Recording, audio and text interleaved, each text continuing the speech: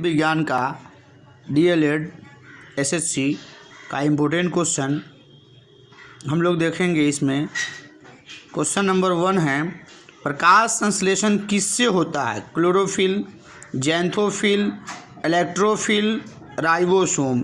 सभी लोग जानते हैं कि प्रकाश संश्लेषण केवल हरे पौधे में होता है, क्योंकि हरे पौधे के अंदर क्लोरोप्लास्ट पाया जाता है और उस क्लोरोप्लास्ट के भीतर क्लोरोफिल होता है। तो ऑप्शन ए हमारा सही है। क्वेश्चन 2 है, गर्भ में पल रहे बच्चों के पोषण निम्नलिखित में किस माध्यम से प्राप्त होता है? ऑप्शन है क्वेश्चन नंबर 2 का जो हमारा ऑप्शन है वह है ए में प्लेसेंटा, बी में मुख, सी में ए एवं बी दोनों और डी में इनमें से कोई नहीं। तो बच्चों का पोषण प्लेसेंटा से ही होता है। गर्भस्थ शिशु का पोषण प्लेसेंटा के द्वारा होता है। ग्लोबल वार्मिंग किस गैस से होता है? सब लोग जानते हैं कि ग्लोबल वार्मिंग के लिए जो गैस है जिसको ग्रीन हाउस गैस कहा जाता है, कार्बन डाइऑक्साइड, जो ऑप्शन बी में दिख रहा है। ऑप्शन ए में है ऑक्सीजन, बी में है कार्बन डाइऑक्साइड, सी में है नाइट्रोजन और डी में है नाइट्रोजन का ऑक्साइड। तो हमारा ऑप्शन 53 क्वेश्चन नंबर 3 यहाँ है, सीरियल लिस्ट में 53 है, तो वो आपको ऑप्शन बी CO2 ये सही ऑप्शन है। हम लोग CO2 को टिक करेंगे। नेक्स्ट क्वेश्चन में है हमारा, उत्पादक और खाने के क्रम को क्या कहा जाता है?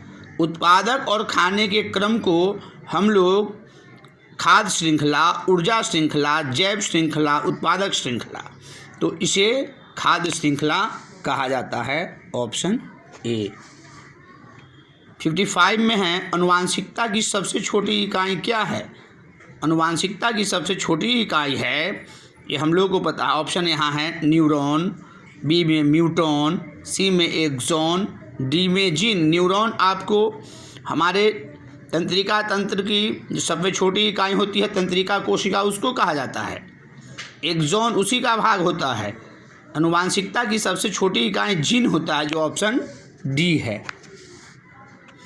क्वेश्चन नंबर 56 है, डी ऑक्सीजनित रुधिर शरीर में किसमें होता है? बायां अलिंद में, दायां निलय में, बायां निलय में, दायां निलय में, बायां अलिंद में और दायां निलिंद में।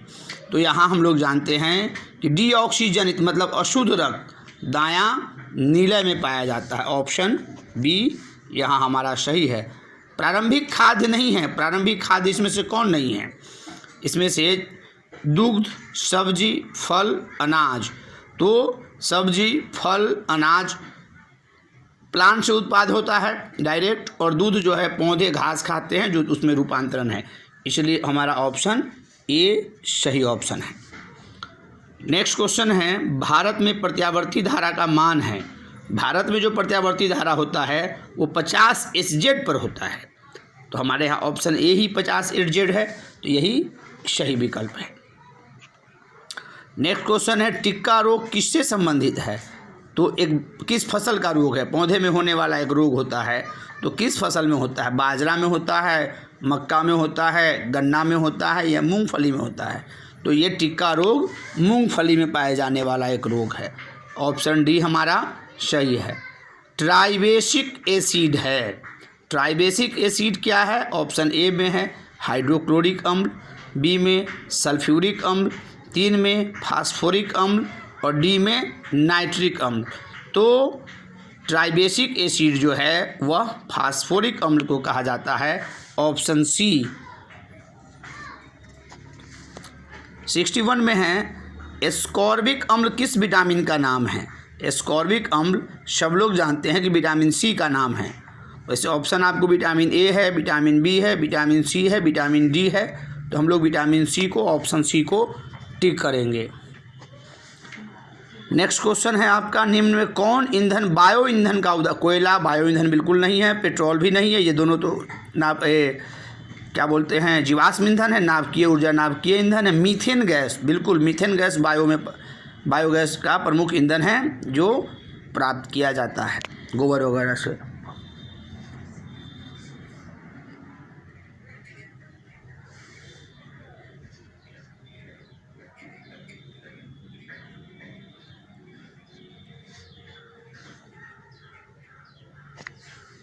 इलेक्ट्रॉनिक विन्यास 2, 8, 7 वाला आधार तत्व कौन सा है? 8, 2, 7, 8, 7, 15, 2, 17। किस तत्व की परमाणु संख्या 17 होती है? ऑप्शन ए है ऑक्सीजन। ऑक्सीजन की परमाणु संख्या कितना होता है? ऑक्सीजन की परमाणु संख्या है 8, नाइट्रोजन का है 7, कोलिन का है 17, कार्बन का है 6। तो कोलिन हो जाएगा। पहली कक्षा में 2n² फार्मूला से हम लोग इसको निकालते हैं। ऑप्शन बी, पहली कक्षा में 2, दूसरी में 8, तीसरी में 7। 64 है, जाइलम का क्या कार्य होता है? जाइलम का कार्य क्या है? जल संवहन ही जाइलम का प्रमुख कार्य है। तो 64 में हम लोग ऑप्शन ए ही देखेंगे, दूसरे ऑप्शन में विचार करने की भी आवश्यकता नहीं है। 65 है, इनमें से रासायनिक परिवर्तन नहीं है। पानी का उबलना, कागज़ का जलना, दूध का खट्टा होना और कोयले का जलना। कौन रासायनिक परिवर्तन नहीं है? तो पानी का उबलना रासायनिक परिवर्तन बिल्कुल नहीं है। ठंडा होने पर वह पुनः अपने रूप में आ जाएगा, उससे उसके मूल गुणों में कोई परिवर्तन नहीं आता है। नेक्स्ट क्वेश्चन है हमारा 60 नंबर में, H2SO4 का एटोमिसिटी कितना होता है? तो H2SO4 का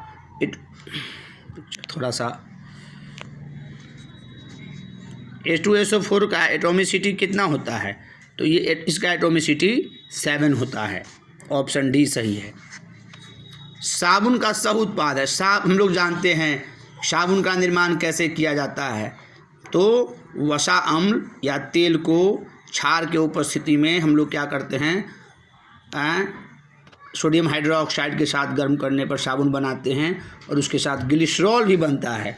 तो ऑप्शन बी में ग्लिसरॉल है, यही उसका उप उत्पाद है। बाकी ऑप्शन विचार करने के योग्य भी नहीं है। लेंस की शक्ति का संबंध है। लेंस की शक्ति क्या होती है? हम लोग जानते हैं P बराबर 1/f। फोकस दूरी का व्युत्क्रम ऑप्शन ए में है फोकस का 2/3, बी में है फोकस का अनुक्रमानुपाती, सी में फोकस का व्युत्क्रमानुपाती और डी में है इनमें से कोई नहीं। तो स्पष्ट है फोकस का व्युत्क्रमानुपाती, ऑप्शन सी सही है। 69 में है